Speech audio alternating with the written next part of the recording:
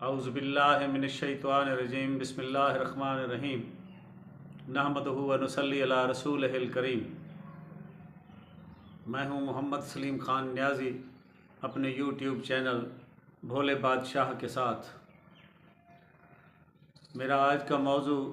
अफ़गान महाजरीन की उनके आबाई वतन मुंतकिली है और फिर उन जमहूरी क़ुव्वतों के नाम एक पैगाम भी है जो बज़ाहिर जमहूरियत के नारे लगाती हैं। मैं अपने मुल्क की पॉलिसियाँ बनाने वालों पर बाज़ औक़ात हैरान होता हूँ, क्योंकि जितनी भी पॉलिसियाँ बनाई जाती हैं और जिनकी तारीफ़ें कर कर कर महफ़िलों में बातें कर कर के अखबारात पर कॉलम लिखवा कर और टीवी प्रोग्रामों में उनकी अच्छाइयाँ गिनवा कर उन पॉलिसियों को आवाम में ये ज़ाहिर किया जाता है कि शायद इससे मुल्क में इनकलाब आने वाला है, और फिर कुछ ही अरसे के बाद उन्हीं पॉलिसियों से रूगर्दानी करके इस तरह के इक़दाम किए जाते हैं जिनसे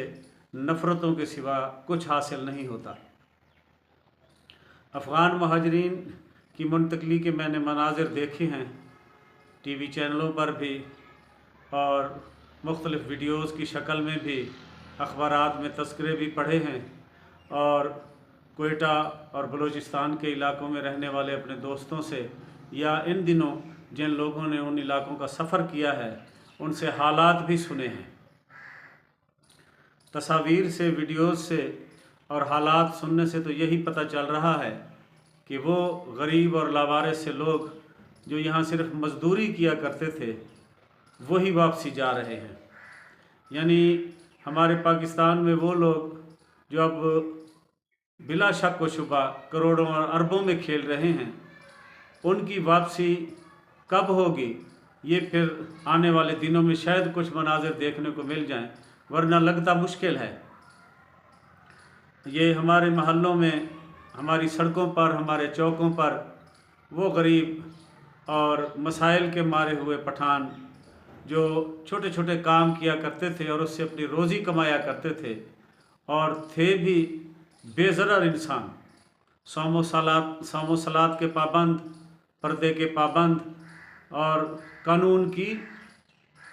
पासदारी करने वाले। यानी वैसे भी आप पूरी दुनिया उठाकर देख लें और अपने मुल्क में ख़ास तौर पर कानून की पासदारी, आइन की पासदारी, शरीयत की पासदारी गुरबा ही करते हैं। वो लोग जो मसाइल के मारे हुए हैं, जिनके घर में वो सारी सराय की ज़बान जादन भी एक टाइम दी है तो एक टाइम दी कहनी, दुखा ते बीमारियां दे मारे हुए लोग जिन्हों के घर चो दुख निकलते ही नहीं, डैण बनते चिंबड़ गए, तकरीबन वही लोग अपने मुल्क के कवानीन का एहतराम करते हैं, चाहे डर के मारे, चाहे मसाइल के खौफ से, या उनको ये एहसास भी होता है कि वो लावारिस लोग हैं, उनकी खातिर ना किसी ने कोई स्टैंड लेना है, ना ही उनको इंसाफ मिलना है, बल्कि मुआशरे में रिवाज तो यही है कि जो कमज़ोर है उसको रगड़ कर रख दो, उसको कुचल कर रख दो। तो ये जो अफ़गान महाजरीन वापस जा रहे हैं, इनमें अक्सरियत तो उन्हीं लोगों की है जो लावारिस और गरीब लोग थे। और जो इसमें दुख वाली बात थी वो ये थी कि इनमें लातदाद घराने ऐसे भी थे, बल्कि अक्सरियत ऐसे घरानों की थी जो पिछले 20 से 30 साल ज़ायद अरसे से यहाँ रह रहे थे, जिनके बच्चों ने यहाँ तालीम हासिल की और जिनके बच्चों की अब अक्सरियत तालीम हासिल कर भी रही थी मुख्तलिफ़ तालीमी इदारों में। इसके बजाय कोई और अच्छी सी पॉलिसी बनाकर इनको मौका दिया जाता, जैसे कि हम गैर ममालिक में सुनते हैं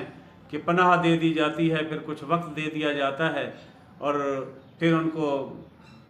वीज़ा मुहैया कर दिया जाता है, या वो सहूलत मुहैया कर दी जाती है जिसके तहत वो जिस मुल्क में गए होते हैं उसी में रह जाते हैं। तो यही तरीक़ाकार इन लोगों के साथ भी अख्तियार किया जा सकता था, लेकिन हमारे बाख्तियार इदारों में बैठे हुए लोगों को जब भी कोई ऐसा ख़याल आ जाए जिससे वो ये समझने लग जाते हैं कि अब वो शायद ये हरकत करके या ये नया निज़ाम लाकर अपने मुल्क में बसने वाले लोगों की नज़रों में हीरो बन जाएंगे, तो फिर वो ना आगा देखते हैं, ना पीछा, ना वो नुकसान देखते हैं, और ना ही आने वाले दिनों में उन असरात को महसूस करते हैं जो लामहला पड़ने होते हैं मुआशरे पर। क्योंकि ऐसे जितने भी असरात पड़ते हैं उनकी जो बुरी, यानी आप समझ लें कि बुरे जो असरात हैं या उनकी जो खामियां हैं, उनके जो असरात हैं, वो बड़े तबके के लोगों पर तो उनका असर होता ही नहीं है, ना ही उनको वो झेलना पड़ती हैं। इनका तमाम जो असरात होते हैं वो फिर वही लोअर मिडिल क्लास ये या लोअर क्लास के लोग, गरीब लोगों को ही भुगतना पड़ते हैं वो तमाम असरात। तो मुझे ज़ाती तौर पर इंसानी हमदर्दी के हवाले से मैं ये कह रहा हूँ कि ये किया जा सकता था, और इसके लिए बड़े वसाइल होते हैं हुकूमत के पास, कि इनमें से जो कानून शिकन लोग थे, जराइम पेशा लोग थे, उनके ख़िलाफ़ सख्त से सख्त कार्रवाई की जाती। बेशक उनको सख्त कार्रवाई करने के बाद देश निकाला भी दे दिया जाता, लेकिन वो लोग जो कानून के दायरे के अंदर रहकर अपनी रोज़ी रोटी कमा रहे थे और इस मुआशरे में भाईचारे का बायस भी थे। इस मुआशरे में लातदाद ऐसी बेहतरीन रिवायात वो उनकी वजह से बढ़ रही थी कि जिनका तसव्वुर आज के दौर में महाल है। मसलन ये पर्दे को ही ले लें आप, या फिर मेहनत करके, यानी ना कीमती कपड़ों का शौक़, ना कीमती रिहाइश गाहों का शौक़, ना ही कीमती होटलों में जाकर खाने पीने और अयाशियाँ करने का शौक़, लेकिन मेहनत दिन रात करके, गर्मी हो या सर्दी, हलाल रोज़ी कमाने का जो शौक़ इन लोगों की अक्सरियत में था, उससे इस मुआशरे पर भी अच्छे असरात पड़ रहे थे। और यहाँ बसने वाले लोगों को ये पैगाम मिल रहा था कि ज़िंदगी मेहनत करके भी गुजारी जा सकती है, ज़िंदगी के रुख को मेहनत करके और अल्लाह से मदद मांग के भी बदलाया जा सकता है। काश कोई और अच्छा तरीका अख्तियार किया जाता तो वो ज़्यादा बेहतर था। बहरहाल अब भी दुआ यही है कि कदम जो उठा लिया गया है, अल्लाह करे उसके असरात अच्छे मुरतब हों इस मुआशरे पर, और ख़ास तौर पर आने वाले दिनों में हमारा जो भाईचारा है अफ़गानियों के साथ और अफ़गानिस्तान के साथ, अल्लाह करे कि उस पर कोई असरात न पड़ें ऐसे जिससे कि हमारे मुल्क में किसी किस्म की कोई ऐसी बातें हों, हरकतें हों या वारदातें कह लें हों कि जिससे इस मुआशरे के अमन व अमान में फ़र्क पड़े। अल्लाह पाक बेहतरी करेगा। और दूसरी मैंने दरख्वास्त कर दी थी उन जमहूरियत पसंद क़ुव्वतों से, जो मुशर्रफ का दौर हो, ज़ियाउल हक़ का दौर हो या अयूब खां का दौर हो, तो हमारे जैसे सियासी वर्करों को जमहूरियत के सबक सुना कर नहीं थकते। और होता भी फिर यही है कि जब भी किसी ताले आज़मा का दौर आता है या आमिर का दौर आता है, तो अक्सरियत तो मुझ जैसे गरीब कारकुनों को ही जेलें काटनी पड़ती हैं या मसाइल का सामना करना पड़ता है। जो बड़े लोग हैं, अल्लाह की रहमत वाले हैं, उनको तो फिर 2, 4, 5 साल के बाद चांस मिल जाता है, और अगर उनका कोई 1 रुपये का नुकसान होता है तो वो करोड़ों रुपए कमा लेते हैं। और यानी ये पिछले 40 साल में जो थोड़ा सा सियासी शऊर आया है और नज़दीक हो के सियासतदानों को देखा है, उसमें तो यही कुछ देखा है कि सियासतदानों ने और वो उन लोगों ने जो हमें जमहूरियत का सबक पढ़ाते पढ़ाते नहीं थकते, फिर जब उनके अपने माली मफादात की बात आती है, लूट मार की बात आती है और मसाइल, मुल्क के वसाइल को अपना समझकर हड़प करने की बात आती है, तो फिर वो सब कुछ भूल जाते हैं। जबकि हमारे जैसे कारकुन वो जो सबक पढ़ लेते हैं, रट लेते हैं, दिल में बसा लेते हैं, फिर सारी उम्र उसी पर कारबंद रहते हैं। ज़ियाउल हक़ का दौर था, रेफरेंडम हो रहा था इस्लाम के नाम पर, वो एक ड्रामा सा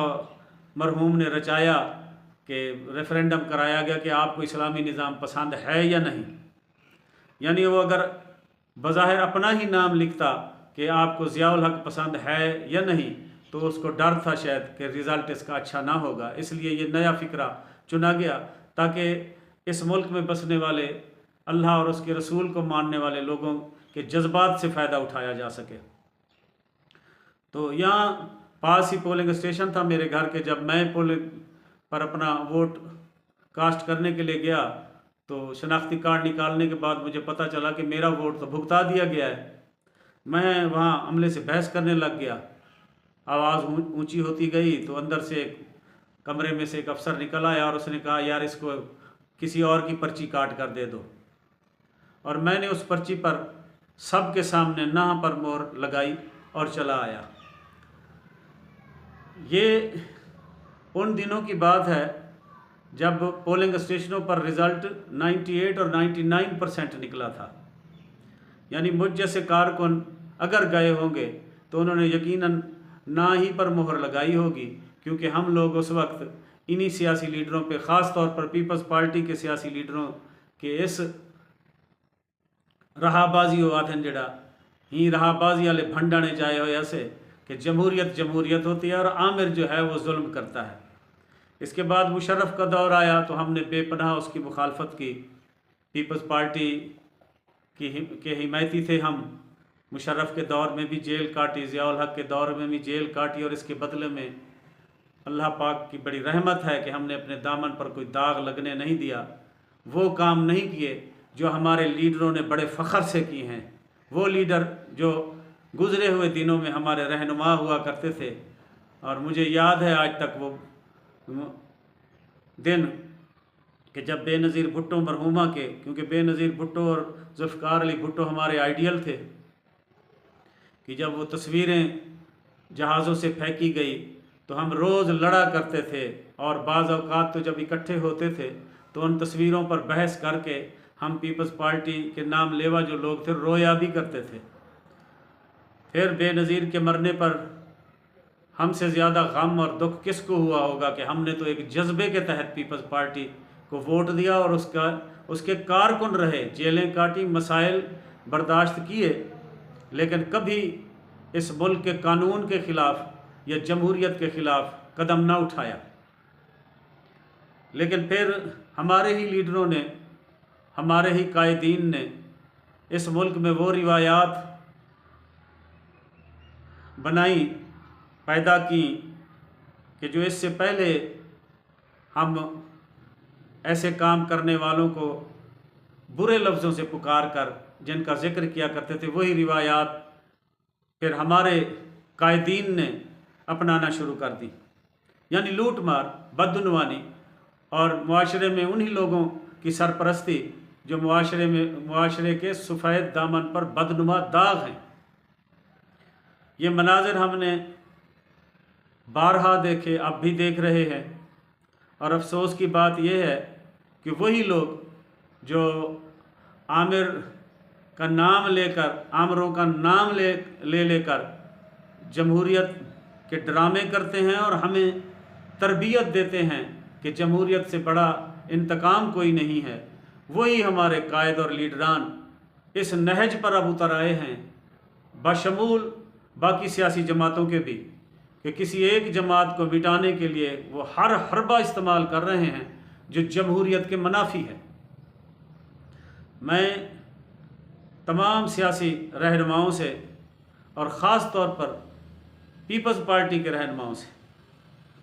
ये पूछने की जसारत कर रहा हूँ, क्योंकि मैंने अपनी ज़िंदगी का काफ़ी अरसा पीपल्स पार्टी में गुजारा है। ज़ियाउल हक के दौर में जेल काटी पीपल्स पार्टी के लिए, परवेज़ मुशर्रफ के दौर में जब भी मौका मिलता था पीपल्स पार्टी के लिए सड़कों पर निकला करता था अपने दोस्तों को लेकर, और मसाइल का शिकार रहा। तो मैं ख़ास तौर पर अपनी साबका जमात के लीडरान से ये पूछना चाहूँगा कि अगर आमिर जमहूरियत के नाम पर धब्बा होता है, आमरीत इस मुल्क के लिए जहर कातिल है, तो फिर आप लोग अब इतनी सतह तक क्यों पहुँच गए कि उन्हीं लोगों के साथ मिलकर आप किसी एक सियासी जमात से अपना गुस्सा निकालने के लिए या इस खौफ से कि कहीं ये सियासी जमात हमसे जीत ना जाए और इसकी हुकूमत ना बन जाए, उन हथकंडों पर उतर आए हैं जो शायद आपको वक्ती तौर पर कामयाब तो कर दें, शायद आपको इस मुल्क के बड़े बड़े ओहदों पर फिर फाइज करवा दें वो हथकंडे, लेकिन जो तारीख़ लिखी जाएगी कभी आपने सोचा या अब आपको इस बात का भी कोई डर और गम नहीं रहा कि तारीख़ में आपको चाहे जैसे लफ्ज़ों से पुकारा जाए, आपको कोई परवाह ही नहीं है? अगर आपको कोई तारीख़ की परवाह है और आप ये समझते हैं कि आप के नाम के साथ शायद ऐसे अल्फाज लिखे जाएं जो आप जैसे लीडरों को जो जमहूरियत करते हैं ज़ेब ना दें। मेरी यही दरख्वास्त है कि तमाम सियासी जमातों से, ख़ास तौर पर वो जो आमिरों के दौर में हम जैसे वर्करों को इम्तिहान में डाला करती थी और हम सुरखरू ठहरे उन इम्तिहानों में, हम उन आमिरों के साथ कभी ना मिले, इन्हीं जमातों में खड़े रहे जिन जमातों के लिए हमने जेलें काटी। तो मैं उन्हीं जमहूरियत पसंद जमातों से ये दरख्वास्त कर रहा हूँ कि ये ड्रामा खुदा के लिए, क्योंकि अब कौम की अक्सरियत को शऊर आ चुका है, वो इन झंझटों से निकल आए हैं। अब आप जब ऐसी कोई बातें करते हैं तो लोग आपकी वो सारी ज़बानें जो चहे ना करें दिन, नकलां करें दिन ਤੁਹਾਡੇ पिछले लीडरां ਦੀ वजह ਤੋਂ जिन्हां ਦਾ ਨਾਂ ਚੁੰਮ ਤੇ लोग ਅੱਖੀ ਨਾਲ ਲੈਂਦੇ ਹਨ, ਹੁਣ ਉਹਨਾਂ ਦੇ ਨਾਂ ਦੇ ਵੀ ਚਹੇੜਾ ਥੀਵਣ ਪੈ ਗਏ। क्या कभी आपको ख्याल आया कि जिस सियासी मीरास के वारिस हैं आप, अब लोग उसी मीरास पर भी बातें करने लग गए हैं? ज़िंदगी एक लम्हे में गुजर नहीं जाएगी। अल्लाह आपकी औलादों को लंबी उम्र दे, और वैसे भी आप तो औलाद दर औलाद नस्ल हुक्मरानी करने के कायल हैं और इसी नज़रिए पर ही अमल कर रहे हैं कि आपको अपनी अपनी जमातों में अपने बेटों, भतीजों, भाइयों के सिवा कोई दूसरा दिखाई ही नहीं देता। तो फिर आपको खौफ किस बात का है? जमहूरियत को परवान चढ़ने दें। आपकी औलादें कमर कस के तैयार बैठी हैं, आज नहीं तो कल इनका नंबर भी आ सकता है, इनको हुकूमत भी मिल सकती है। ज़रूरी नहीं है कि आज आपका मुखालिफ अगर जीत जाए तो आने वाले सालों में भी जीत उसी का मुकद्दर होगी। तो जमहूरियत के नाम पर ही ये अपील कर रहा हूँ। मुझे शर्म आती है जब मौला बख्श चांडियो जैसे लोग, कमरोज़मा कायरा जैसे लोग, रज़ा रबानी जैसे लोग, नैयर अली बुखारी जैसे लोग, फ़रहतुल्लाह बाबर जैसे लोग, किस किस का नाम लूँ मैं, ये लोग जब जमहूरियत की बातें करते करते वो बातें करने लग जाते हैं जो जमहूरियत के नाम पर बदनुमा दाग है, और फिर ये भी समझते हैं कि शायद लोग आज भी 50 साल पहले वाले हैं कि इनके हर झूठ को, इनकी हर दलील को बिला चूचराम मान लेंगे। तो वो अब माहौल नहीं है, माहौल बदल गया है। और ये कौम के शऊर को खुदारा आप ये न कहें कि ये गालियाँ हैं। गालियाँ कौन निकालता है? क्या सवाल करना जुर्म है? अगर मुल्क में लूट मार हो रही हो, बरसरे आम बदुनवानी हो रही हो, तो उसके मुतल्लिक सिर्फ सवाल करना क्या बदतमीज़ी हो गई और गालियाँ निकालना हो गया? फिर तो ज़ियाउल हक के दौर में, मुशर्रफ के दौर में हम पीपल्स पार्टी वाले जो सरेआम उनके ख़िलाफ़ जलूस निकाल कर बातें किया करते थे, फिर तो वो भी गालियाँ हो गई। तो खुदारा अपने रवैये पर नज़र डालें, अपना रवैया तब्दील करें। इस मुल्क में जमहूरियत के फ़रोग़ के लिए, जमहूरी रिवायात को मजबूत करने के लिए वो बात करें जो वाकई जमहूरियत की मजबूती का बायस बने। अल्लाह सोना तो को सलामत रखे, अल्लाह सोना तो को सलामत रखे।